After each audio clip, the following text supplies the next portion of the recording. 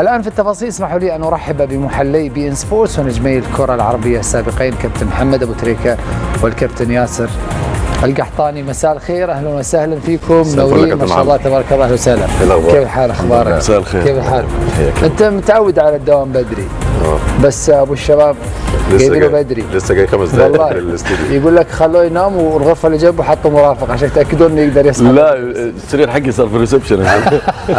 اهم حاجه يبقى ايه على الهوا فين حاضر.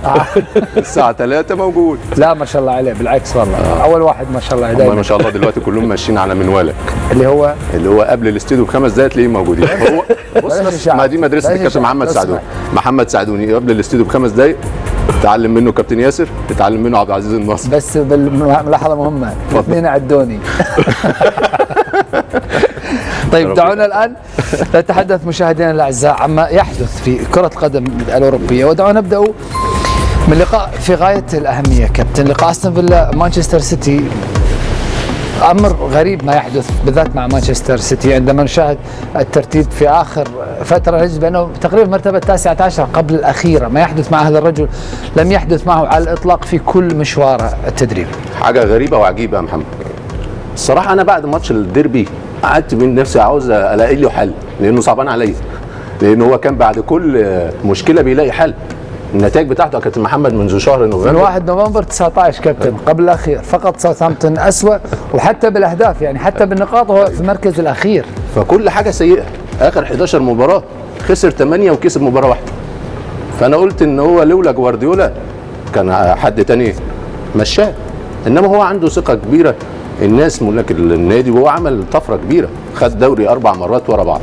فهل يخرج من الكابوس؟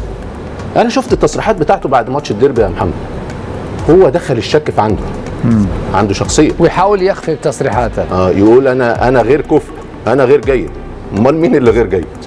انت جوارديولا، فلازم جوارديولا يفتكر انه جوارديولا عشان يلاقي الحلول. هو جرب انه بعد ماتش الديربي ادى الفرقه يومين اجازه. في بعض الاحيان الحاجه اللي انت بتفكر فيها كتير ما بتلاقيش حل، سيب التفكير والعب السهل. يعني ايه العب السهل؟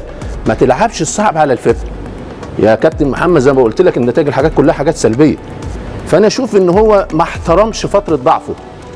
زي ما كان استغل فتره قوته وخد الدوري 4 مرات، لازم في فتره من الفترات بيجي لك فتره ضعف، فلازم تحمي نفسك.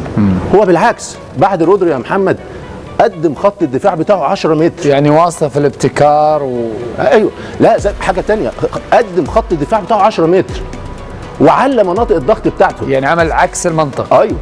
انت خلاص انت ما انك متعود ملاكمه حامي مسايب دراعك تحت وعمال تضرب في خصمك، دي فتره قوتك. لما فتره ضعفك لازم تحمي نفسك. محمد علي في اخر ايام غير مسلوبه.